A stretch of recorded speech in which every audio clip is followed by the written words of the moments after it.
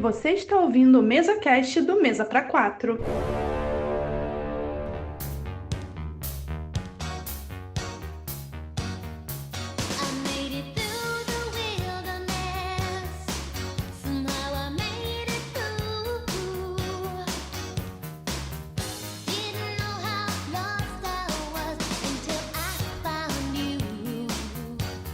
Senhoras e senhores, meninos e meninas, estamos começando mais um MesaCast para falar de um clássico de Quentin Tarantino, que é Cães de Aluguel. Eu sou o Mr. Black e nunca mais ouvi Like a Virgin da mesma forma. Vini? Opa, é isso aí, né? Pô, esse filme maravilhoso.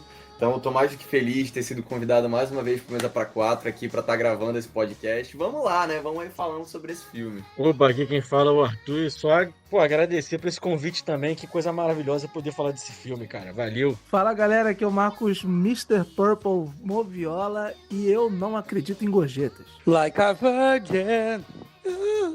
Fala galera, Teodoro aqui na área e... Cara, que filme. Não sei nem o que dizer, só sentir. Vamos falar sobre ele. Eu vou começar dizendo o seguinte, cara. A Madonna refutou o Quentin Tarantino, a interpretação dele de Like a Virgin, tá? Mas é aquela parada, né? A interpretação Ele é refutou. pessoal, né? A Madonna, inclusive, mandou uma cópia do álbum dela.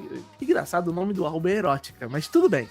Madonna, eu não sei o que você quis fazer com isso, não. Mas enfim, ela mandou e disse pra ele o seguinte: é sobre amor. Assinado Madonna. Tá bom. Amor carnal. Amor carnal existe, então tá tudo certo. Leitura de e-mail! E se você não quiser ouvir a leitura de e-mails, pule para 15 minutos e 55 diamantes roubados. Estamos aqui para ler mais um e-mail do Cauã Vitor, novamente. Desta vez falando sobre a série Pacificador, Peacemaker, seja lá como você queira chamar. E ele começa: em minha defesa, o título dos episódios era Pais e Mães da Cultura... Ué, pera aí, mas isso aqui não é do Peacemaker mesmo? Deve estar relacionado, né? Ele botou aqui no e-mail que é sobre segunda temporada, mas tá começando falando sobre pais e mães da cultura pop. É porque no episódio do Peacemaker, a gente... acho que tem a leitura de e-mails do dia das Mães e dos Pais, não? Então, ó, em minha defesa, o título dos episódios eram Pais e Mães da Cultura Pop. Então, eu ter citado Kratos, que é um do jogo, e o Batman da HQ, é válido. Sim, não, realmente, é válido. Mas é porque a gente, mano, eu acho, né, a galera do mês, assim, principalmente é a que mais tem costume de participar dos episódios, acho que a gente é mais fissurado no cinema, né? Então é mais por conta disso, né? Eu ter colocado o pai da Nina Mazuski foi mais um ataque aos haters de Comando das Criaturas. Eu sou fã das animações. Eu vou morrer pra você aí, Efraim. Onde ela funciona mais como uma indicação. Show. Só mais uma coisa. Gostei da pessoa que leu meu e-mail. Acho que foi o Marcos Moviola. Desculpa se errei. Mas tenho que admitir que enquanto ouvia, fiquei muito agoniado. Teve momentos que ele se embolou com algo que eu escrevi. Acho que foi na parte do Kratos. Parabéns pela ótima imitação do Bom da Guerra. Pô, a imitação do Moviola me pegou muito de surpresa. E era ele mesmo que leu, né? Quando ouvi, pensei que era o próprio personagem falando, colocado na edição. O Moviola, ele tem esse talento aí, né, mano? Mas leitura, cara, a gente embola mesmo, não tem como, né? Igual, a gente tá gravando aqui no domingo e eu tô com uma ressaca de sono inacreditável. Então pode ser que eu me embolo nesse meio aqui também. Isso é normal. Quando ele voltou pro texto, não foi para a parte certa e não entendeu a citação à filha do Kratos. O que me confundiu muito, pois daí em diante eu não consegui identificar o que era meu texto e qual eram os comentários dele. É porque a gente comenta também, né, em cima dos e-mails, né? Por último, vocês realmente pensaram nos pequenos detalhes. Até na leitura dos e-mails, com uma pequena participação do filho do Marcos. Não sei se é do Gomes ou do Moviola. Misericórdia, cara. Meu não, é do Moviola. Não quero filho por agora. Mas vamos lá. Agora, focando no tema, gostei bastante do primeiro episódio. A abertura, como eu já esperava, foi o clássico caso de expectativa nunca supera a realidade, tendo muitos não entendendo a situação. Na primeira abertura, ela foi uma surpresa, algo que ninguém realmente esperava ver. Já nessa, na minha opinião, não importa o que fosse feito, muitos iriam dizer que a primeira não foi superada. Bom, mas aí, calma, eu tenho que discordar de você, porque eu sou daquele lá que time que tá ganhando não se mexe, né? Se já deu certo no primeiro, pô. Não é ruim essa abertura. Só que eu acho que ela não atinge a expectativa que a primeira gera, que a primeira trouxe. Porque é um bagulho tão maravilhoso que ele fez. E olha que eu não costumo falar isso do James Gunn. Ele fez uma abertura tão maravilhosa que eu fiquei assim, mano, ele vai repetir, reprisar essa mesma abertura, ou vai manter a mesma música e vai mudar a coreografia, vai trazer mais gente? Não, ele mudou a música. Então, assim, quer mudar a música? Porra, tranquilo, mas assim, traga uma música de impacto. Eu sei que a música tá relacionada com o que tá acontecendo agora com o personagem na segunda temporada. Mas olhando ela como um todo, ela não é muito diferente da primeira. Ela tem exatamente as mesmas coisas, só que a música não é tão impactante quanto a primeira. Essa é que é a questão. E essa música aí já é a música do Peacemaker, cara. Não tem como, sabe? Virou a música, virou a marca do personagem. Então, eu não gostei muito de terem trocado essa abertura, não. Acho que poderiam ter mantido do mesmo jeito. Sobre os acontecimentos do primeiro episódio, todos eles foram bem contados, desde o retcon até as consequências da exposição da atividade envolvendo a Amanda Waller. É nítido que temos várias situações inesperadas nos próximos episódios. Mas algo que eu quero muito ver sendo abordado é o desenvolvimento do Rick Flag pai, ou Rick Flag Sr., né? Tivemos um diálogo rápido, mas com profundidade e demonstração dos sentimentos do personagem em comando das criaturas, na hora em que ele está conversando com a princesa. Parêntese, pelo menos para mim, aquela cena rápida teve esse impacto. Sim, eu entendo, eu acho que esse desenvolvimento precisa de estar aqui, né, porque eles têm uma relação muito grande, pô, o Peacemaker matou o filho do cara, né, e eu também fiquei muito puto com essa merda, porque, pô, o Rick Flag lá no primeiro filme é uma merda, no primeiro Esquadrão Suicida. Aí, quando faz o Rick Flag bom, mata o cara, pô, que vacilo, cara. É igual o Boomerang lá do Flash, né? Apresenta ele no filme merda, aí quando traz o cara de volta, tu acha que vai ou não vai. Puta, é muito foda isso aí, cara, isso me deixou meio puto. É bom ver como o James Gunn trabalha bem em sua zona de conforto. Muita coisa dita por vocês já foi abordada no episódio sobre o Superman e nos próximos passos da DC. A gente acaba que sempre volta nas mesmas discussões, né? E ele continua. E na minha opinião sobre isso já foi dito em e-mails. Mas dando uma breve resumida, a hora da verdade pro DCU vai ser quando a série dos Lanternas e o filme da Supergirl foram lançados, porque ambos são projetos dirigidos e roteirizados por outras pessoas. Só assim teremos certeza que cada projeto vai ter seu estilo próprio, mas fazendo parte do mesmo universo. Sim, realmente. Isso tem seu sentido, né? Mas assim, eu acho que o James Gunn ele vai dar sim uma liberdade maior pros diretores do DCU, mas obviamente que há um planejamento e esse planejamento deve ser seguido, né? Eu não acho que ele vai deixar eles fazerem o que eles quiserem. Eu acho que essa liberdade vem mais na questão da linguagem, né? Vem mais na questão do tipo de direção que ele vai tomar, mas não acho que, tipo, vai envolver muitas diferenças nas histórias, sabe? Eu acho que o James Gunn vai estar de olho em todos os roteirozinhos ali, fazendo as alterações que ele acha que é necessária, sabe? Se houver um tempo hábil, cara, trocar uma ideia com o diretor e com o roteirista. Ó, pô, deixa eu ver aqui. Eles numa sala fazendo leitura de e-mail, debatendo e tal, fazendo Sim. a leitura do roteiro, debatendo e tal, e o James Gunn virar e falar, claro, se isso for viável fisicamente, né? Não, olha só, vamos fazer o seguinte, vamos trocar essa ideia aqui por essa ideia aqui, porque esse momento aqui faz mais sentido aqui, aquele ali faz mais naquele ali. Não, isso aqui não entra, tá faltando alguma coisa. Acho que vai rolar um brainstorm ali pra dizer como é que, obviamente, né, se tudo correr bem, né, sem tirar a liberdade criativa dos caras. É só ir ajeitando os pontinhos ali. Aí, por exemplo, vou dar um exemplo aqui. Quando teve Mulher Maravilha 1984. Quando aquele filme foi feito, não parecia que ele se passava no mesmo universo que a DC estava naquele momento, porque tinha muito cara de What If. Tinha muito cara de What If aquilo. Então eu acho que é justamente aí que vai entrar o James Gunn e o Peter Safran, como produtores executivos, ou enfim, os criadores desse mundo, para parar certas arestas. Ó, isso aqui não pode, porque isso aqui já vai estar saindo desse grande plano que a gente está querendo fazer. A não ser que seja um potencial muito, muito fora da caixa, isso possa realmente trazer alguma coisa muito legal. Mas eu acho que é para isso que o James Gunn e o Peter Safran estão ali. O teto é até aqui. Sim. Se passar disso aqui, não fica legal. Deve ser isso. Essas histórias mais loucas também vão entrar mais naquele selo Westworld, né? Que vai ser as histórias que não estão conectadas. É verdade. Tem isso aí também. Aí ele continua. Pelo que vejo até agora, as 3 primeiras produções do DCU lançadas foram do James Gunn. Sim. E isso causa muita desconfiança entre os fãs. Realmente, né? De todo aquele discurso feito lá no começo ser uma enrolação. Que pode culpá-los de achar que isso depois de tantos fracassos e decepções. Realmente, não dá pra culpar a galera, né? Realmente a DC, as gestões da DC nos últimos anos foi bem complicada. Inclusive, eu lembro que eu tava vendo aquele filme lá, o Space Jam novo, que é uma merda esse filme. Uma merda. E o vilão do filme é a Warner. Então é importante ressaltar isso. O Warner é muito vilão mesmo. Caraca.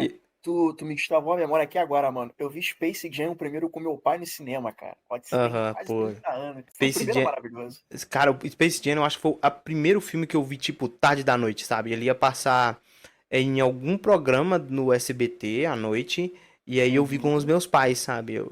Tipo, foi muito marcante pra mim. Eu gosto muito dessa animação, primeiro, né? E aí ele continua aqui, ó. Recuperar a confiança totalmente ainda é difícil. É, cara, assim, apesar de ter todas essas mudanças, ainda a gente sabe que não é um paraíso, né? A gente sabe que ainda existe muita política por trás dessas paradas aí e tal. E eu sei que apesar do James Gunn estar na frente desse comando, ainda tem pessoas que mandam nessa parada, além dele, né? Tem produtor que mete a mão mesmo, sabe? Às vezes vai pensar mais no que o filme pode lucrar e todas essas decisões. Apesar da gente ver o James Gunn tomando a frente, sendo o coordenador, a gente sabe que, sabe, essa desconfiança sempre vem. E eu acho que o que mais me deixa um pouco preocupado é que às vezes é muito discursozinho, sabe? Eu gosto do James Gunn, cara, sabe? Mas eu acho que o James Gunn fica se explicando demais às vezes, sabe? Eu acho que não precisa disso, cara. O maluco ficar vindo em Twitter, ficar explicando parada, ficar falando sobre quem vai ser tal herói, sobre quem vai ser fulano, e fazendo com que gere aquelas especulações, expectativas na galera, que às vezes é ruim também pra cultura pop, porque o pessoal vai criando expectativa e vai se frustrando com as paradas, sabe? Então eu acho que isso não é uma parada tão legal. E principalmente até pelo que eu falei no episódio, né? Eu lembro que quando eles cancelaram o Justiça Jovem, eu fiquei muito puto. Falei, pô, cancelar o Justiça Jovem, eu gosto tanto dessa animação. E aí vem não sei se foi o James Gunn, se foi algum dos outros produtores, e falou que a prioridade deles agora era a Trindade. Só que a gente não consegue ver isso, né? A gente já tem tantos filmes anunciados aí e nada de Trindade até agora, sabe? Nem anúncio de data, nem nada. É complicado isso aí, é difícil. Mas o tempo dirá.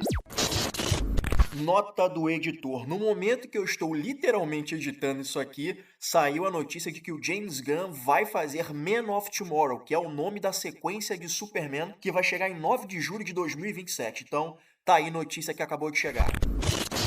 Na data de hoje em que estamos gravando essa leitura de e-mail, já está sendo gravado o Cara de Barro. Que é um filme que pode ser muito bom, mas também não é aquilo que eu gostaria de ver, né?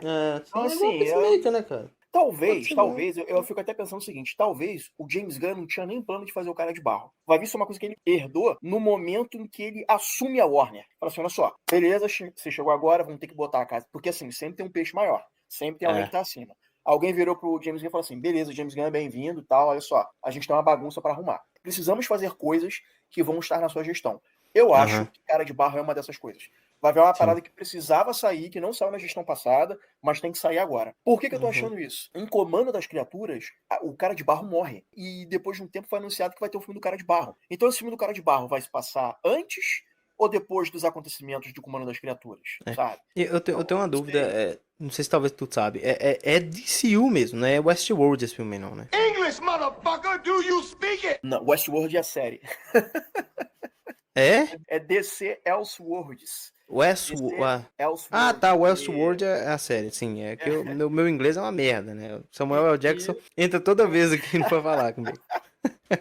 O inglês é horroroso. O James Gunn falou uma coisa que para cada filme que a gente vai ver, vai ser um selo específico. Toda produção DCU, seja série, DC filme Studio, ou animação, né, que seria da DC Studios, é aquela logo que já está em prática, né, que é Sim. aquela logo do Superman quebrando a corrente. Agora ele falou que também teria uma vinheta específica, uma logo, né, uma abertura específica para DC Elseworlds. Então, talvez nós vejamos isso no próximo filme do Batman, no próximo filme do Constantine. Sim. Falaram que ia ter um filme do Constantine, então, que são universos fora dessa cronologia principal. Então pode ser que eles já estão pensando em uma vinheta específica para descer ao Sword, né? Vamos ver. Porque isso seria bom pro cara entender. Ah, tá, esse aqui é tal universo, aquele ali é outro universo. Ah, sim. Então, mas esse Cara de Barro não dá pra saber se é Elseworld ou não, né? Não, o Cara de Barro é o universo principal. O universo principal, entendi. É o DC. Ok.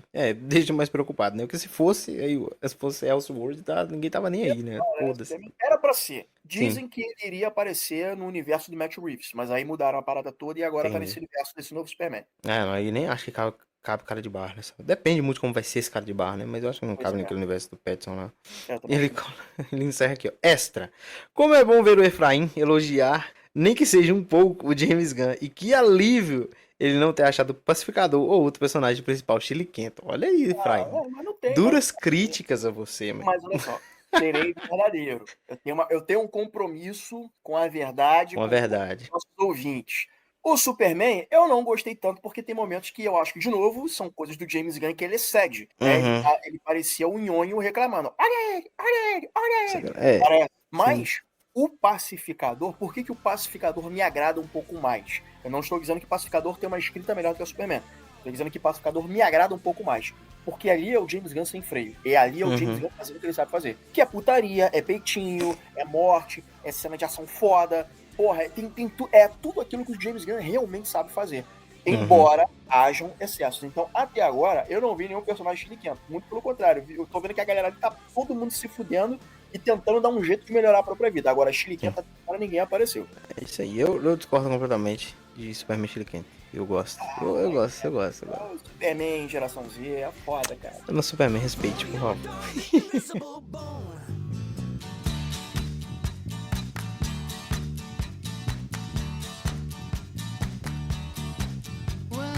Esse é o primeiro filme dirigido pelo Quentin Tarantino, né? Que na época ainda estava trabalhando em locadora, né? Que foi aí que veio a bagagem cultural dele, né? Pra fazer os filmes loucos que ele faz, né? Ele pega um pouquinho de cada coisa. Depois a gente até fala mais pra frente se é plágio ou se é homenagem. Mas enfim. E é um filme, cara, que eu gosto bastante, né?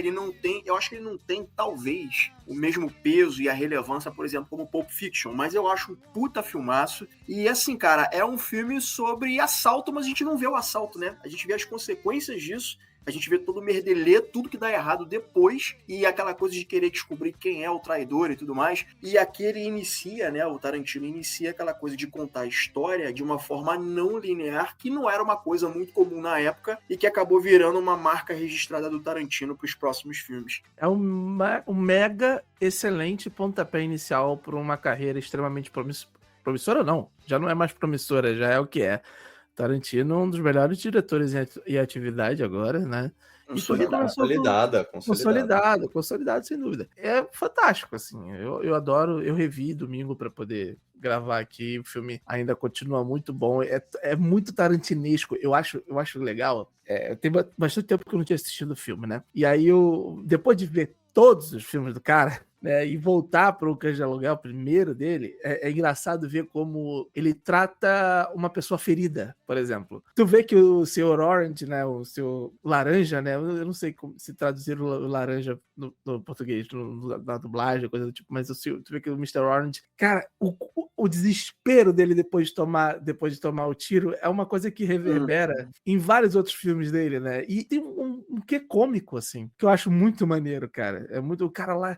Meu Deus, vou morrer, Larry, Nossa, vou eu morrer. tava pena desse homem, cara. A primeira vez que eu vi esse filme, eu pensei assim, mano, ou matam logo esse cara pra não esticar até o final do filme, que é o que acontece, ou então alguém salva logo esse maluco, porque o cara tá vivendo um inferno, cara. Eu fiquei com pena desse maluco. Irmão, eu não fiquei com pena porque eu achei engraçado. É aquela coisa do Tarantino de usar a violência como de forma cômica, cara. Tarantino faz isso. Tu pega aí o último filme dele, Era Uma Vez em Hollywood. Cara, o que eu ri daquela cena final do Cliff Booth matando todo mundo naquela casa, cara. Eu ri de gargalhar. Eu achei hilário aquilo. E ele faz isso já no primeiro. Eu acho engraçado o desespero do Mr. Orange. Me julguem, mas eu acho muito engraçado. Cara, imaginar, né, que o Quentin Tarantino, né, nessa fase inicial da carreira dele, e, cara, como ele se consolidou bem, né? Porque, assim, esse filme, pra mim, ele me soa muito curto a relação dele com os personagens, e eu acho que depois ele consegue ir criando melhor as elipses entre os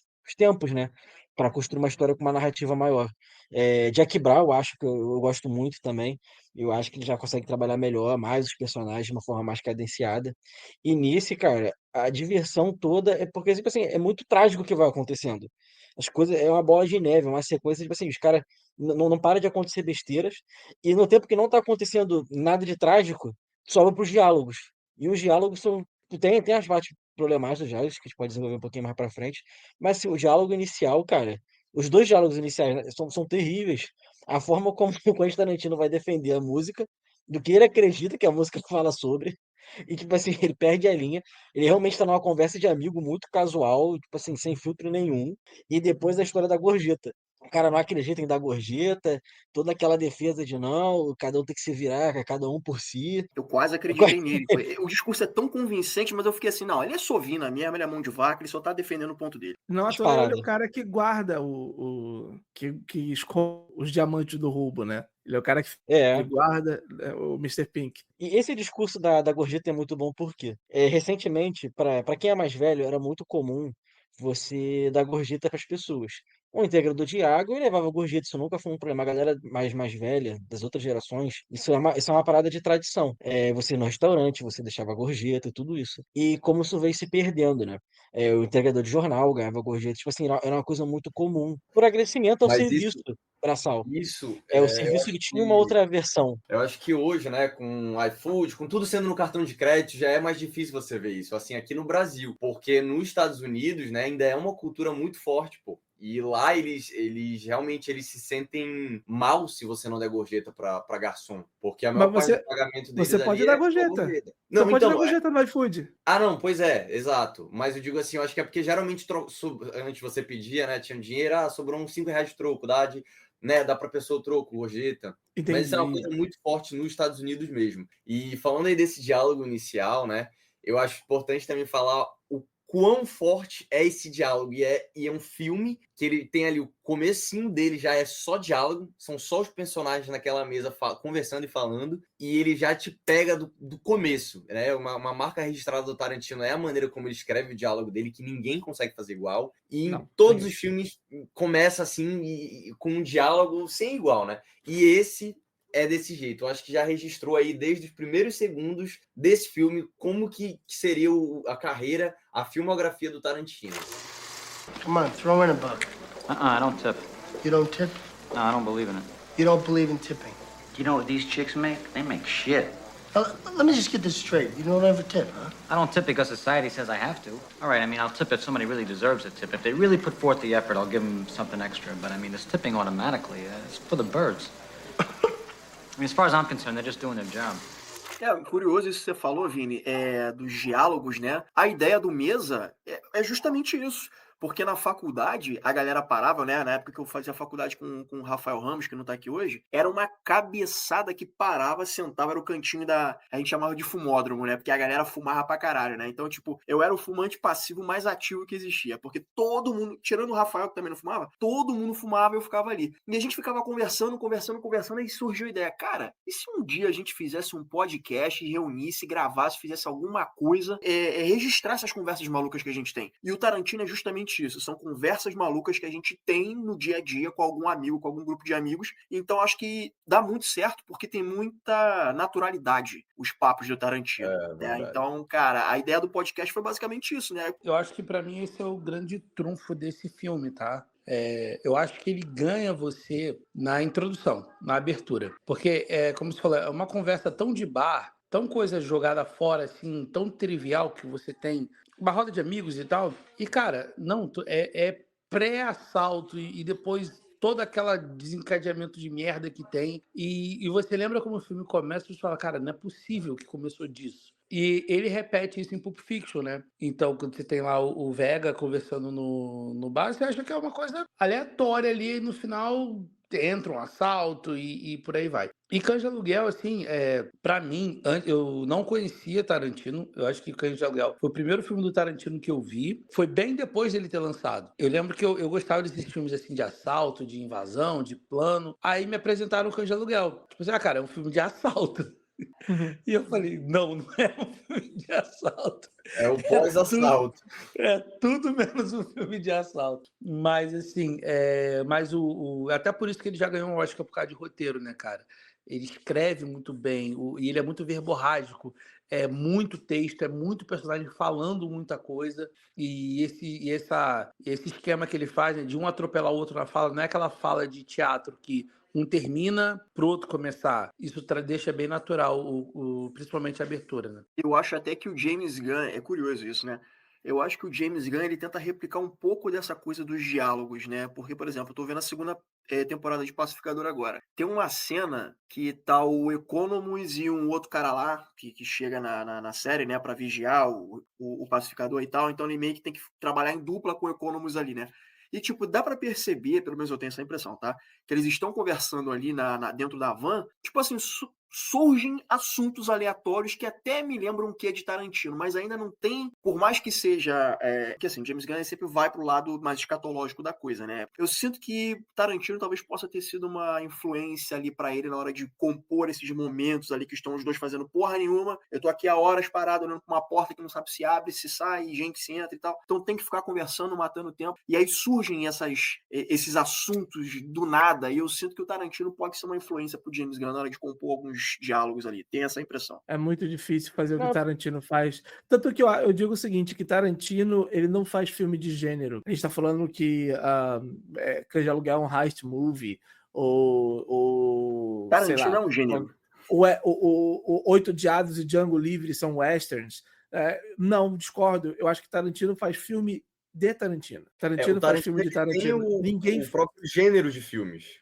Ele tem o próprio gênero de filmes. Ele criou o próprio gênero. É tão autoral que você reconhece um filme dele. Talvez não visual, mas quando um personagem começa a abrir a boca pra falar, tu fala, putz, esse filme aqui é do Tarantino. Essa é a Entendeu? marca dele. É a marca dele, entendeu? É a autoralidade do Tarantino, é essa. É curioso você falar isso, porque às vezes quando a gente pensa em autoralidade de diretores e tudo mais, a gente pensa em estética visual, né? Estética, Sim. por exemplo. Não, Tim mas tem Burton. coisas temáticas também. Tem que ter temático. Por exemplo, tu falou do Tim Burton, é visual, obviamente visual. Mas o Spielberg não é visual. É temático. É mais temático. Tu vê que os filmes do Spielberg, assim, uma parte dele tem sempre ou criança que tem algum problema de distanciamento com o pai. Tanto que o filme que é uma cine-autobiografia, mas sem ser biografia dele, The Fablemans tem essa coisa do pai, entendeu? Aliás, um excelente filme. Tem diretores que não necessariamente vai usar a imagem como uma marca autoral. E Tarantino e Spielberg são dois exemplos que eu tenho. Você vai usar uma tema. Scorsese, muita gente pensa, meu diretor favorito, inclusive. Scorsese, você fala, diretor de filmes de gangster. Mano, Scorsese fez 6 filmes de gangster. 6? Acho que são 6. Dá pra contar nos dedos da mão. E ele fez outras coisas, assim, completamente fora. Ele fez filmes religiosos. Aí tem uma marca autoral dele com relação à religiosidade. Tem A Última Tentação de Cristo, você tem Kundun, você tem aquele maravilhoso, incrível, sensacional Silêncio. E aí vai. Ele não é só mas ele tem uma marca nessa linha de filmes que ele faz. Ele vai ter uma marca no Bons Companheiros que vai conversar com o Irlandês, foi um filme que ele fez 30 anos depois, sabe? Então, assim, ele tem essa marca autoral nesse sentido, mas dentro de temas diferentes. Por isso que, pra mim, Scorsese é genial. Aí que você falou sobre autoralidade, né? Saindo um pouco do Tarantino, mas ainda relacionado a ele, tem uma trilogia que eu gosto demais, que talvez vocês já tenham visto, que é a trilogia do Antes, do Richard Linklater. Cara, os diálogos dessa trilogia são maravilhosos. São 3 filmes em 3 etapas diferentes do relacionamento de um casal. E, cara, o que me ganha são os diálogos. São diálogos que é tão fluido que quando você se dá conta, tipo assim, os personagens literalmente saem de um ponto A a um ponto B andando, eles começam numa ponta, terminam em outra e vai passando por tudo quanto é canto, e os diálogos vão ali evoluindo, cara. Então, acho que o Richard Linklater é um outro caso de diretor que tem uma certa autoralidade, talvez não esteticamente falando, né, na forma como filma, né, mas nos diálogos. Gente, vejam, trilogia do Antes. O primeiro acho que é Antes do Amanhecer, o segundo acho que é Antes do Pôr do Sol e o terceiro acho que é Antes da Meia-Noite. Antes da Meia-Noite. Gente, maravilhosa essa trilogia. Outro diretor que tem essa característica é o Soderbergh, né? Com os 11 Homens, 12 Homens e 13 Homens, né? Ou seja, conversas fúteis, corriqueira, principalmente aí, mas é muito por causa dos atores, né? Quando você tem George Clooney e Brad Pitt juntos, é sarcástico, é um tom natural e aquela conversa meio pastelão, mas que também ajuda a compor a essência do personagem. O Tarantino tem muito disso também, que o diálogo faz parecer que a ação que está acontecendo, que vai acontecer, não tem importância para esses personagens. É só uma coisa corriqueira, sabe? Tipo, a gente vai pegar um ônibus, a gente está conversando para pegar um ônibus, entendeu? Só que não, as ações, principalmente do Tarantino, que são filmes muito mais assim, violentos e até gráficos em alguns momentos, tira esse peso. Tira o peso, não, melhor dizendo. Gera esse, cara. Eu acho que gera esse contraponto de quebra de expectativa com realidade, sabe?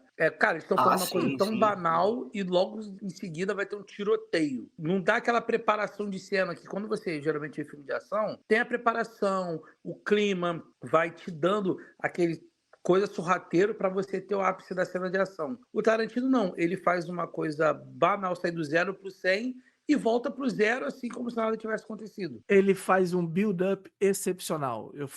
Em um dos meus vídeos eu falo sobre isso. Que ele começa uma, como você falou, perfeito. Banal, uma conversa, de repente, estoura tudo. Bastardos Inglórios é um excelente exemplo disso na cena inicial, logo de cara. Django Livre, a cena do jantar, né? A cena da taverna lá do A cena da taverna também. Olha, ele faz isso duas vezes. Incrível. Ele faz isso incrível. Incrível. E ele faz isso muito bem. Só que eu acho que, de novo, eu já falei isso no início, mas para mim o Tarantino é genial no usar a violência não como uma coisa gráfica, no sentido de que, olha, tô chocado com essa violência. Não, eu acho engraçado. Que acaba até sendo, parar pra pensar, acho que até acaba sendo parte do estilo dele, né? Porque a gente pensa no primeiro diálogo. Com certeza. Mas não deixa de ser parte do estilo dele. Eu lembrei de novo do senhor, do Mr. Orange, desesperado. Como não rir daqueles caras sendo baleados pelo Django, no Django Livre, gritando, sabe, urrando, e né, um tiro vai 20 litros de sangue embora e tal. É engraçado pra cacete, irmão. É engraçado pra cacete. Ele faz isso muito bem. E ele faz isso desde o primeiro filme. Talvez seja mais uma marca registrada dele. É um pouco visual, vai. Mas de usar a violência como algo engraçado, cara. E pra mim é mega. Então, aí aqui nós temos uma violência, aí falando do filme do Cães de Aluguel, voltando pra cá, que não é engraçada, que é chocante pra cacete, que é a cena do Mr. Blonde cortando a orelha do cara lá, do policial e tal, que inclusive é o Lawrence Bender, um dos produtores do filme, né? Um parceiro de produção do Tarantino. E assim, essa cena é chocante pra caramba. E aqui ele usa a violência de uma forma mais chocante, mas em outras ocasiões não é. Mas sabe o que é curioso nessa cena? É que a gente não vê a orelha sendo cortada, porque a câmera ela faz um desvio. Vira, ela faz um voltando pro Scorsese, a Scorsese no Taxi Driver. Mas não deixa de ser impactante, porque tu sabe o que não tá deixa. Acho que um outro momento que é tão agoniante pra mim é a cena em que ele vai ser queimado, ele começa a jogar gasolina, aí ele Pode crer. Ele fica zoando o cara. Peraí. Tá ardendo? Não, peraí, deixa eu jogar mais aqui e tal. E aí o cara fica se contorcendo. Aí o Vega, é alvejado pelo Mr. Orange, né? E tipo, tu sente aquele alívio, tu fala, caralho. Mas depois não adianta de porra nenhuma, né? Porque ele morre de qualquer maneira. Não, e é engraçado que, tipo assim, até então a gente achava que eles só são, né, assaltantes e tal. Mas, pô, na hora de matar, eles matam mesmo, mano. Lá o Mr. White matando lá aqueles policiais quando ele tá com o Mr. Orange. E legal isso, a cena mostrando o pesar, né? Que ele tá vendo os companheiros de farda dele sendo mortos no assalto que ele participou. Mas a casualidade que o personagem do Chris Penn mata o policial depois, mano, é de uma frieza, crueldade, assim, absurda, né? É o Ed, Nice Guy Ed que ele faz, é o personagem dele. É de capô, né?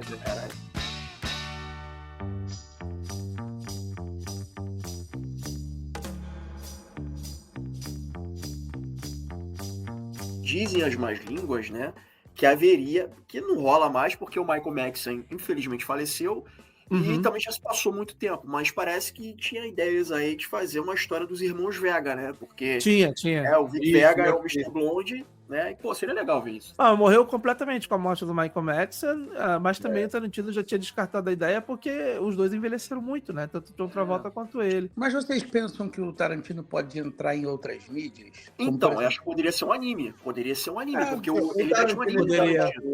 Ele já falou que ele vai fazer uma peça, né? Que ele vai fazer o 10º filme dele e ele vai fazer uma peça de teatro. E ele já pensou que a peça poderia ser tipo uns 8 Odiados, mas adaptado pro teatro. Bom, se tem o aval do próprio, por que não, né? Mas faz todo sentido, né? Porque é tudo num espaço só, num único ambiente. Ali é uma peça de teatro, quase, né? 8 Odiados dá... Eu acho que Cães de Aluguel também você consegue, porque... Cães de Aluguel você consegue. Porque é tudo ali no galpão. Então acho que você conseguiria fazer principalmente com esses dois filmes que são mais assim restritos, né? Tem pouca cena externa. Uhum. Inclusive, né, o Cães de Aluguel ganha muito com isso, né? O roteiro do cara é tão bom que ele consegue, com pouco recurso. Cara, tem 2 ou 3 cenários o filme inteiro. 2 ou 3 sets e resolveu o problema ali do filme. O orçamento Mas era ridículo do filme, era ridículo. Era Ele pouquíssimo. começou com 30 mil, ele começou com 30 mil dólares para fazer. Aí, quando o Harvey Keitel se envolveu no projeto, subiu para 1,5 milhão. A galera usava as próprias roupas, Gizes, mais línguas Isso, aí não, também, é né? verdade, é verdade, é verdade. Eles pediam, porque eles não tinham orçamento para poder ter para poder fazer um wardrobe deles, né, o figurino deles, aí eles pediram para trazer as próprias roupas. Era pro Chris E Penn, o carro é de um deles também.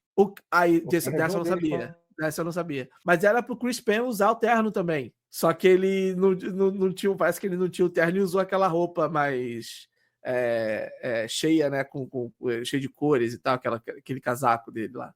eu perguntei sobre outras mídias, porque, por exemplo, na questão do Versus Vegas, eu pensei nisso, cara, vale uma animação, vale HQ, Vale. sabe, a graphic novel do É. processo. É, Inclusive, assim, se eles quiserem entrar em outras mídias, cara, você pode fazer até jogo. Mas Sem dúvida. o Tarantino, ele disse numa entrevista, só que ele descartou essa ideia. Ele falou que ele uma vez já pensou em fazer o último filme dele ser um remake de Cães de Aluguel. Só que ele disse que isso ficou... Não, ele não gostou e ele descartou essa ideia. Mas, Graças a cara, Deus, né? Que bom, né? Eu acho que não tinha a menor só se- necessidade de voltar nesse filme. não, sem dúvida. E só ele poderia fazer um filme dele, né? Não tem ninguém no mundo Não, que pode fazer um conseguiria remake. fazer Não o que existe. não existe. Deixa ele morrer. Não vai, cara, não tem como. Vai ser Porque é que nem muito o Michael. autoral, cara, não dá. É muito. É o gênero não dá. dele. Ele criou Não o dá. filme da Tom Ford, ele criou o próprio gênero, pô. Eu acho até que ele é um daqueles tipos de diretores e barra roteiristas que escreve um filme já pensando em como vai filmar, tá ligado? Então, e só ele consegue, cara. Não tem como. Tá na cabeça dele, assim, tudo que vai ser feito. Então, não tem como você emular o estilo do Tarantino. É impossível. É porque a maior como é que eu digo? O maior mérito, né? A maior qualidade do Tarantino é a escrita. Sim. Ele é um escritor, ele mesmo já falou, ele é um escritor que, se não tivesse dado certo no cinema, ele ia escrever livro. E ele gosta disso. Então ele escreve, ele já falou que o Oito Odiados, por exemplo, ele escreveu o roteiro inteiro, que tem o quê? Umas 160, 170 páginas, o roteiro inteiro, e aí ele parou no final e ele olhou e falou, cara, eu não sei se a morte aqui da Domergue, né, dessa personagem aqui, tá legal. Uhum. E aí ele reescreveu o roteiro num ponto de vista dela, e aí depois ele olhou e falou, porra, não, gostei, acho que tá. E aí ele escreveu a terceira versão do roteiro. Então, tipo assim, o cara, ele é um escritor, e esse é a maior qualidade dele. E na direção, tu vê que ele rouba, né, o estilo de câmera, ele rouba maneiras de vários outros filmes, principalmente dos filmes dos anos 70, 60, né, que ele cresceu vendo, dos filmes faroeste, dos Black Exploitations, tudo isso. Uhum. O Ele cita, próprio inclusive, o Oito né, Odiados, uma série da Black Exploitation. O Oito Odiados lembra o Enigma de Outro Mundo. Muito. Ele lembra o Enigma de Outro Mundo, ele lembra bastante aqueles westerns clássicos, não os do Leone, que é aquele western mais sujo, né, do Leone, aquela coisa poeirada e tal, mas vai lá de Howard Hawks, vai de John Ford e o caramba. Cara, já Tarantino é Cara, os Oito Odiados, ele tem tanto os Oito Odiados quanto o Enigma de Outro Mundo, tem o Kurt Russell preso, acabando no meio da neve. Olha aí. Pode crer, ninguém sabe quem tá marcando o tempo.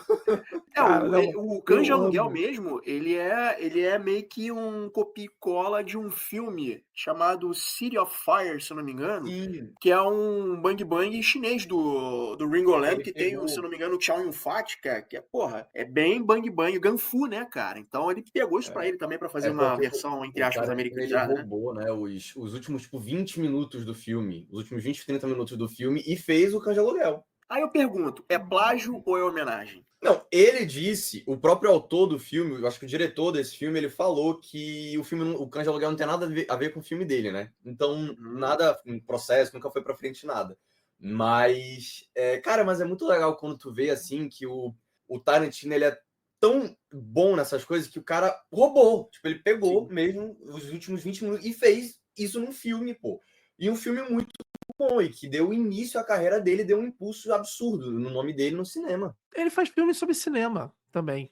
Todos os filmes dele tem um Todos pouco os disso. filmes dele é sobre cinema. Você vai ter um pouquinho, né, disso. Tanto que ele faz homenagem, seja ela falado pelos personagens, como é o caso da. Eu esqueci o nome da série que ele menciona. É um filme que virou série, ou série que virou filme, da era do Blaxploitation. Ele menciona quando ele tá no carro, acho que é no período, na parte do senhor, do Mr. Orange, que ele fala, cita uma atriz dessa A época Pam e tal. Grier, Eu acho que é. ele veio trabalhar com ela no Jack Brown, inclusive. Então, Jack Brown veio direto dessa coisa do Blaxploitation, né? Então, Acho assim, que ele. era Foxy E é- Brown o nome do. Não lembro agora. Acho que era Baseado Foxy no Brown o nome livro, da, né, do o programa de TV. Jack Brown. Agora, e aí ele vai fazendo homenagens ao cinema. Pô, no Pulp Fiction ele fez uma homenagem clara, óbvia, a Rashomon, né? Eu não sei pronunciar essa merda direito. Mas o clássico lá do Akira Kurosawa, que brincava com várias linhas do tempo, ó, perspectivas e tal, dos personagens, enfim. Eu acho fogo. É sensacional. Eu não tenho problema nenhum com isso, do cara pegar várias. Kill Bill tem várias referências a filme chinês. Sim, pô. Bruce Lee. A roupa da Beatrix Kiddo, caramba, é o Bruce Lee todo, né? Mas Não, até o próprio volume 1, assim, a parte que eu acho que é mais visual, assim, é o confronto, né? Da Beatrix contra. Eu esqueci o nome do personagem da Orenchi. Gente, aquilo ali é o Tigre do Dragão babado, esculpido e muito mais, né? Assim, o Tigre do Dragão é a maior referência. Mas tem outros filmes assim, da cultura chinesa que traz muito aquilo, né? Engraçado que esse filme, a gente tá falando sobre estilo visual, né? Esse filme tem um estilo visual muito forte, porque a violência é altamente estilizada, tem hora que vira preto e branco, então eu acho que ele vira anime. né? Porra, bota anime, porra, é foda. É muito esse bom, é foda. Mas o próprio personagem do Hanzo, ele é de uma série japonesa, parece, pô. É o Hattori Hanzo. Isso, Hattori Hanzo. O ele personagem. É de uma série, o personagem, que é interpretado por esse ator, o ator que faz o Hattori Hanzo. E aí o Tarantino ele falou que nessa série existem,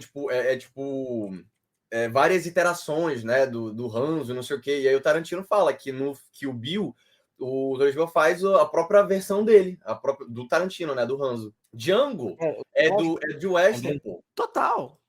Tanto que ele aparece, esse personagem aparece no filme. O Franco Zeffirelli, né? Ele aparece, aí o menino lá, pô, esqueci o Franco nome dele. Zeffirelli, tô maluco. Tu falou dele. Franco Nero, Franco Zeffirelli é o diretor, cacete. Não, mas é porque esse filme tem aquela interação muito boa, que é do... Caraca, esqueci o nome do ator, cara, que faz o Django, o principal, o Jamie Foxx. Isso, Jamie Foxx, que o Jamie Foxx chega, né, pro outro e fala, não, o D em silêncio, D é mudo. E aí ele só fala assim, eu sei, né? Então, tipo, cara, é muito legal que tu vê que tudo isso começou com Cães de Aluguel. E é tipo um filme que o bicho do Tarantino, como a gente tava falando agora, né? Orçamento curto, um filme fechado e que deu um impulso tão grande na carreira dele que criou o próprio gênero de filme do Tarantino. Cara, eu gosto muito de como os personagens são passionais. Assim, em todos os filmes do Tarantino. E são muito. Tem alguns que são muito. Se o cara se vinga, é vingança pra caralho, é vingança em excesso. Se o cara tá sentindo dor, é dor pra caramba. E normalmente tem muitos personagens paranoicos. Tipo, no caso do Steve nesse. Desconfia de todo mundo, tem traidor sim, alguém é traidor. E nas outras, você sempre tem um personagem, O Mr. Pink, né? Samuel Jackson, Jack Brown, tipo assim, alguém quer passar a perna. Sempre tem alguém querendo passar a perna nele. Tipo assim, os caras são muito passionados e como eles tomam as decisões baseadas nessas paradas. Tipo assim, quase instintivo a forma como eles se comportam. Pode crer. E voltando também o Samuel Jackson no Oito Odiados, né? O Marquis, né? Ele é totalmente desconfiado. Ele já chega, já vê que tem alguma coisa errada quando ele percebe, a gente não sabe, né? Sabe que a Minnie, que é a dona do estabelecimento ali, tem algumas coisas esquisitas. Né? O fato dela, como ela não gosta de mexicanos, botou um mexicano para cuidar da parada e tal. E o Samuel Jackson fica desconfiado disso também. Realmente, tem isso. Voltando aqui pro Cães de Aluguel, tem uma parada que eu gosto muito, eu fico tenso o tempo inteiro vendo esse filme. Tem uma cena no armazém que é o Mr. White e o Mr. Pink discutindo, né? O Orange tá lá sangrando e tal, e os dois estão ali dentro do que parece uma enfermaria e tal, ou propriamente ali no espaço do armazém, né, e tal. E, cara, eu percebi uma coisa que acho que a gente só capta quando a gente tá ouvindo o som original. Fica um som de fundo que é muito baixinho, porque eu não sei se esse som de fundo que tem, ele Claro, provavelmente foi pensado nisso, mas o som de fundo, ele me deixa mais tenso ainda, porque os dois estão discutindo e tem a porra de um som baixinho, não chega a ser ecoado, mas tem um som baixinho que eu não sei se é som do lado externo, fora do armazém, eu não sei o que é. E tipo assim, os dois estão discutindo e eu tenho a leve impressão de que esse som vai subindo aos pouquinhos e vai aumentando mais ainda a tensão. Quem puder, cara, pra ouvir essas cenas. Cara, foi tudo muito bem pensado, cara. Eu não sei se isso foi proposital, deve ter sido. Eu não sei se é porque eu fico muito entretido, eu fico muito imerso no filme, eu tava de fone de ouvido. Cara, mas assim, é um bagulho, cara, é um bagulho que me deixou inquieto. Mas, cara, eu não duvido que seja proposital, não, tá? Eu não percebi esse som, mas como você viu de fone, eu vou botar agora, depois de terminar aqui, pra poder ouvir e ver se rola essa parada. Não desacredito de você, não. Mas pode ser também outras coisas, assim, não sei. Mas se tiver lá o som de fato, meu irmão, eu tenho certeza que é proposital, porque isso, como você falou, aumenta a tensão do negócio. A situação já tava, né? A gente já tava cúmplice daqueles caras, né? A gente já tava cúmplice. E se tem aquele som ali, a gente tá nervoso como eles estão também. Porque a gente começa a porcaria do filme depois lá, obviamente, da cena da lanchonete, do diner, que estão lá conversando sobre coisas triviais, com um dos membros ali que estavam ali sangrando prestes a morrer, né? Com bastante sangue, né? Então, assim, a gente tá junto dos caras. A gente já virou cúmplice, a gente tá ali. É o que Tarantino faz também, né? Que a cumplicidade nossa com o que tá acontecendo tudo ali. É um excelente trabalho dele nesse sentido. Não, eu ia falar que sim, no caso do som que você trouxe, é uma camada complementar a todo esse contexto que ele cria, né? Ele te dá personagens até então comuns, ou seja, faz você se identificar. Ele cria um merdelê, né? Do nada você já tá ali tendo, e aí você começa a entender, pô, tem alguém que vazou a informação. Quem é? Pode ser qualquer coisa. Aí qualquer ruído. Sabe quando você tá cansado e qualquer ruído meio que te estressa mais? Sim. Isso também é o poder do som, né? Se você tá numa discussão, se você tem um barulho que vai crescendo gradativamente, isso vai impulsionando a você sentir mais tensão pelo que pode acontecer. Então, é toda a construção, entendeu, Ranzini? Não precisa ficar botando bom na cara. Não faz isso não, que maldade. Tem isso, sabe aonde? Heresia. Sabe onde tem isso, de o som te deixar tenso? Que foi uma coisa que o Moviola me chamou a atenção no filme do Alien. Quando um segmento que fica um coração batendo é o som do Alien, cara. É muito legal isso, né? É mó barato, porque tu não vai ter a explosão do peito lá do... Esqueci do personagem do John Hurt, né? Quando o Alien se revela, né? Aí tu ouve um batimento de coração e tu pensa que o batimento do coração é do John Hurt que tá morrendo e tá se estrabuchando. Mas na realidade é do Alien, porque quando ele morre, o coração continua batendo. Dá pra ouvir o coração batendo assim ainda. É muito legal essa parte. Agora, eu queria falar rapidão sobre o Mr. Orange, cara. Eu gosto muito desse maluco, cara. E assim, é curioso, né? Porque ele é fã de quadrinho, né? Ele é fã de Quarteto Fantástico, ele é fã de Surfista Prateado, tá ligado? Tem um posterzinho de Surfista Prateado no quarto dele, E ele tá na Marvel, né? Porque ele faz o Abominável. Tanto no filme do Hulk quanto no She-Hulk. No She-Hulk, ele volta no She-Hulk, que todo mundo odeia essa série, mas eu gostei. Eu amo, eu adoro. Eu adoro. Ele volta antes no Shang-Chi, tá? Caraca, é verdade. É verdade. Ele tem mas não é como o Tim Roth, ele só aparece o... Mas ele dubla. Ele dubla? Eu acho que dubla. Posso conferir. Mas, sim, ele volta. E ele volta totalmente diferente do She-Hulk, é muito boa a participação dele. E eu tenho pra mim que Cães de Aluguel acabou influenciando Matrix também, cara. Porque tem a cena que dá tudo errado, né? Que tá o Mr. White, tá o Mr. Brown, que é o Tarantino, né? Morto no carro, né? E tal. E aí chegam os policiais, né? O Mr. White, ele começa a abrir fogo com as duas armas em punho, né? Atirando com óculos preto, né? Eu olhei assim e falei assim, irmãs Wachowski, eu já sei de onde... Cara, é muito sutil, não é o mesmo plano, não é o mesmo enquadramento, não é. Mas você vê que é ele de óculos escuros e ele atirando e a câmera meio assim, eu falei assim... Eu acho que as irmãs Wachowski, elas meio que chuparam essa coisa pra botar pro Neo, né? E tem uma outra cena também, que é quando acho que é o Joe, né? O mafioso chefe lá, é o Joe, né? O nome dele? Não lembro. Ele tá falando com a galera lá, e a galera tá falando sobre troca de nomes e tal. Aí ele falou, meu irmão, vai todo mundo tomar no cu, é My Way ou Highway? Que é o que a Smith fala lá no Matrix também. Então, eu não sei, me pareceu ser influência aí pra Matrix. É o que a Mônica fala em Friends quando ela tá brigando com os cozinheiros do restaurante dela, quando ela acabou de chegar. Pode crer, puxou, pode crer. Tu fã de Friends, não esquecer nunca isso. Mas, cara, não sei se foi o teu ADH, teu, não sei, mas quando eu comecei falando do Sr. Orange, depois foi pra outras paradas, eu já trouxe Friends aqui pra discussão. Volta pro Sr. Orange aí, por favor. Cara, pra mim, assim, pra mim é o meu personagem favorito. Apesar de eu gostar muito do Steve Buscemi, em qualquer filme que ele apareça, mas, cara, eu não sei porquê, cara, eu gosto muito do Mr. Orange, cara. E assim, eu já tinha simpatizado com ele antes mesmo de saber, na primeira vez que eu tava vendo, que ele era policial. Né? Não é porque ele é policial que eu vou torcer pra ele, sacou? Porque tem filme que eu vejo que o cara é bandido, a gente se sente compelido a torcer pro entre aspas, pro bandido, né? Tipo, sei lá, o primeiro Velozes e Furiosos, que é um dos poucos que presta. A gente torce pro Toretto, cara. A gente sabe que o Toretto é fora da lei, sabe? Então, assim, eu senti uma vibe no Mr. Orange, antes de saber que ele era policial, que alguma coisa me fez gostar desse cara. E eu acho que o elenco inteiro, cara, tá muito bem afinado. O elenco inteiro tá muito bem dosado. E ele volta, né? O ator volta, né, para outros filmes do Tarantino também. Já tá em Pulp Fiction, nas 2 cenas no início e no final. Verdade, Ele tá verdade. em Oito Odiados, né? O personagem dele do Oito Odiados é muito bom. E ele é um excelente ator, o Tim Roth. Ele é muito bom. Ele não queria fazer audição, cara, pra esse filme, não. Ele não queria fazer. Mas aí o Harvey Keitel e não levaram ele fez a audição bêbado. Levaram ele pra beber, ele fez a audição bêbado. Aí ganhou o papel. E o legal também que, né, os filmes do Tarantino meio que se conectam, né? Eles meio que estão interligados, né? Porque Agora o você pode final falar isso. Agora você pode falar isso, Efraim Fernandes. tem algumas ligações que são óbvias, né? Tem algumas ligações que são. Mas tem gente que consegue. Não, porque esse personagem aqui é descendente daquele cara lá que aparece em tal filme. Eu fico assim, caralho, mano, tu tava com tempo pra fazer essa parada. Tem a questão do Skagnet também, que é uma parada que aparece nos filmes do Tarantino, que se fala, né?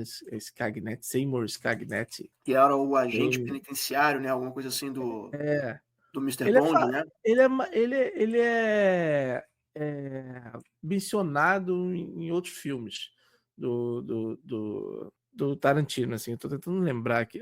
Não, ele não é mencionado no filme do Tarantino, foi no roteiro do Tarantino, foi no Natural Born Killers, no Assassinos por Natureza.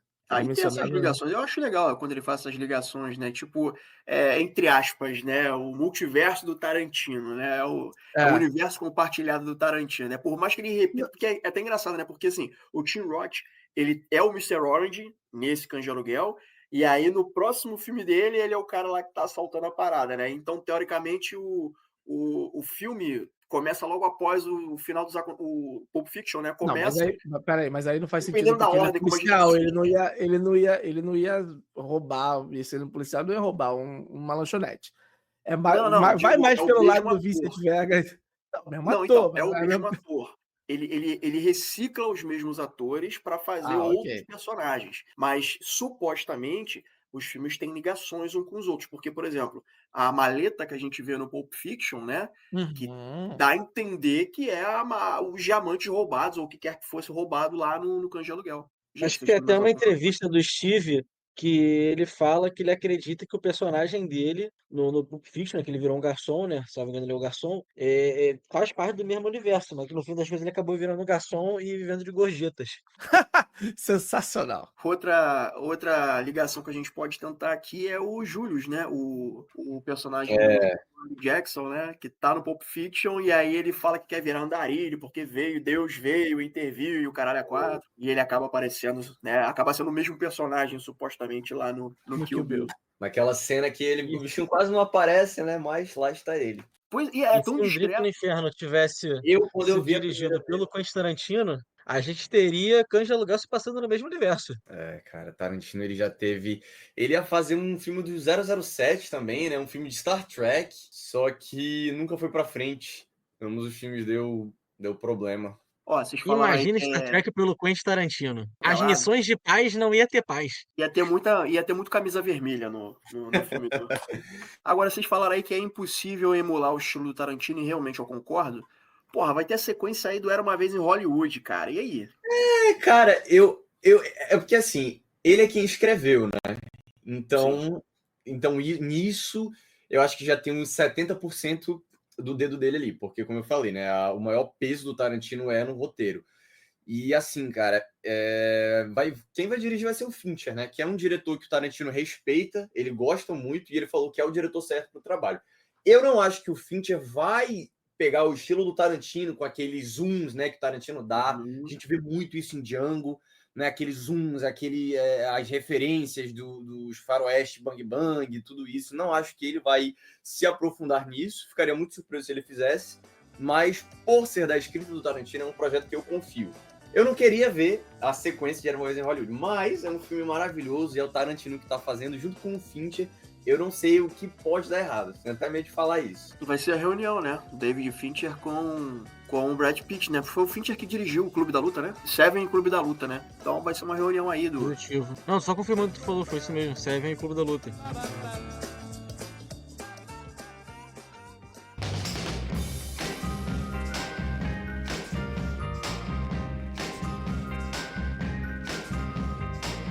Senhores, que nota vocês dão? Quantas cadeiras vocês arrastam pra Cães de Aluguel, né? Então, pra mim não é segredo, eu vou dar 4 cadeiras porque é um puta filmaço, um ótimo pontapé para um diretor que hoje é consagrado, como o Vini falou, né? O cara é consagrado. Fico com vontade de ver mais da expansão desse universo do Tarantino, né? Mas dirigido por ele, né? Então eu fico meio assim com esse filme agora que vai sair agora do Era Uma Vez em Hollywood 2. Mas como tem o Tarantino ali na produção, então, ok. Eu não sei se ele vai levar ao pé da letra esse papo de que estou me aposentando. Não sei. Eu acho que ele tem muita história ainda pra contar. Eu acho que o último filme dele vai ser o 10º filme. Não sei, agora já me perdi na conta, mas... É o 10º. Eu queria ver um pouco mais do universo do Tarantino, né? Uma expansão desse universo dirigido por ele. Esse filme eu também dou 4 cadeiras. E assim, ele é um filme espetacular, cara. É um filme que desde o princípio você já entende o jeito do Tarantino, a maneira como ele escreve os diálogos, o jeito dele de narrar a história, de ir passado, presente, né? De essas coisas assim. E é um filme que destrinchou, impulsionou a carreira desse cara. E é um filmaço. É um filmaço. Do começo ao fim, é um filme que pode não ser, né, um filme de assalto, mas ele é um filme que lida muito bem com isso, sobre lidar muito bem com orçamento baixo, nas limitações que eles tiveram, cara. E o Tarantino é fenomenal. É incrível, eu dou 4. A limitação é a mãe da criatividade, né? E o Tarantino sabe ser muito criativo com muito pouco. Olha, eu vou dar 4 cadeiras, porque assim, cara, o filme é sensacional. É aquela coisa, né? É um filme B bem filmado.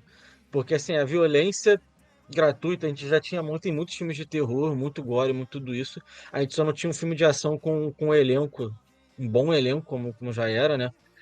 Filmado, né? É tipo assim, e é uma violência fluida, tipo assim, tá lá, tá jogada.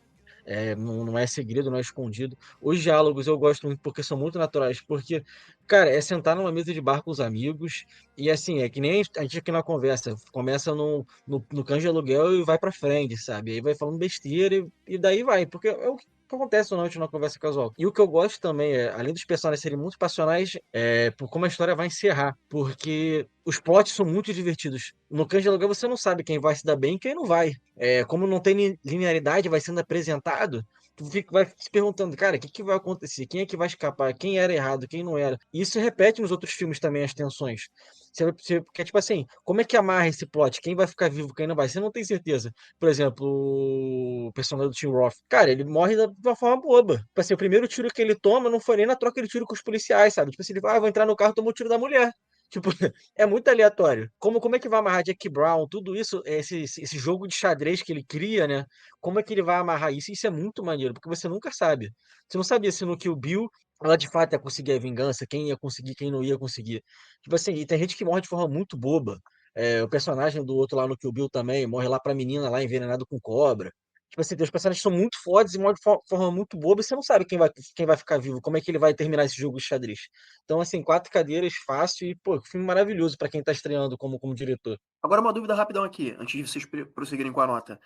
O Mr. Orange, ele morre pelo Mr. White, né? Porque ele conta a verdade pro Mr. White, que ele é policial, ele aponta uma arma pra ele, chegam os policiais, ele dá um tiro no Mr. White, ele dá um tiro no Mr. Orange, e o Mr. Orange é morto pelos policiais, é isso? Pelo menos dá a entender isso? Não deixa claro, não fica claro, não, se o Mr. Orange morre. É, porque fica muito fechado o quadro, não dá pra saber. Porque quando o Mr. Orange fala pro Mr. White que é um policial, e o Mr. White fica naquela dúvida se atira nele ou não. Eu fiquei Né? nessa E aí dúvida. chega os policiais, é o final aberto.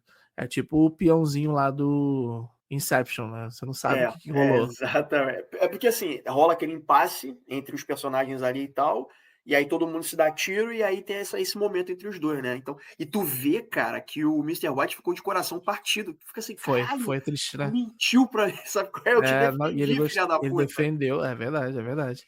Pra mim, vocês chegaram a me falar qual os seus personagens favoritos. O meu é o Mr. White, até por causa dessa cena, né? Que dá pra ver ele sentido, né? Da traição e tal. E de novo, é o Tarantino brincando com a gente, né? Na questão da moralidade, da questão da moralidade. A gente tá triste porque o bandido descobriu que um dos bandidos, na realidade, era um policial.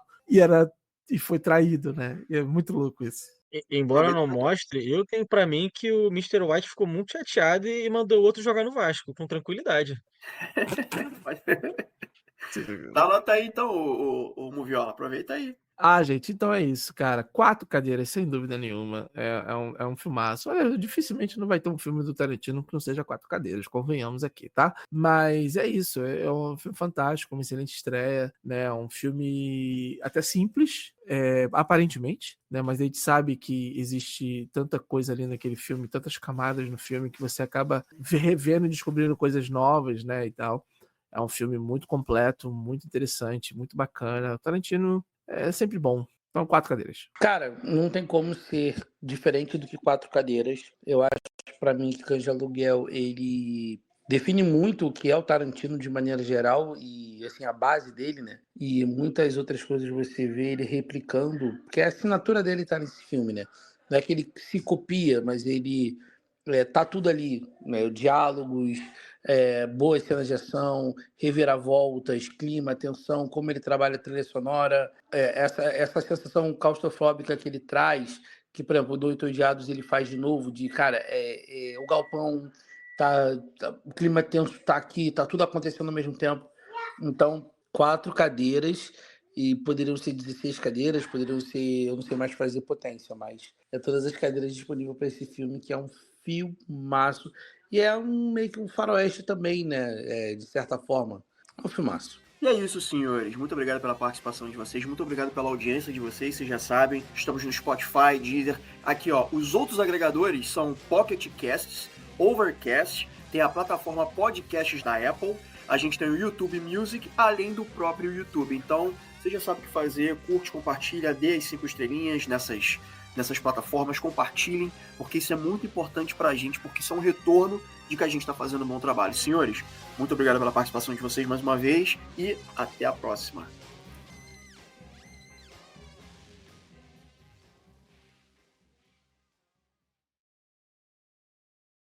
Here are your names. Mr. Brown, Mr. White, Mr. Blonde, Mr. Blue, Mr. Orange, and Mr. Pink. Why am I Mr. Pink? Because you're a faggot, all right? Be thankful you're not Mr. Yellow. Yeah, but Mr. Brown, that's a little too close to Mr. Shit. Mr. Pink sounds like Mr. Pussy. How about if I'm Mr. Purple? Some guy on some other job is Mr. Purple. You're Mr. Pink.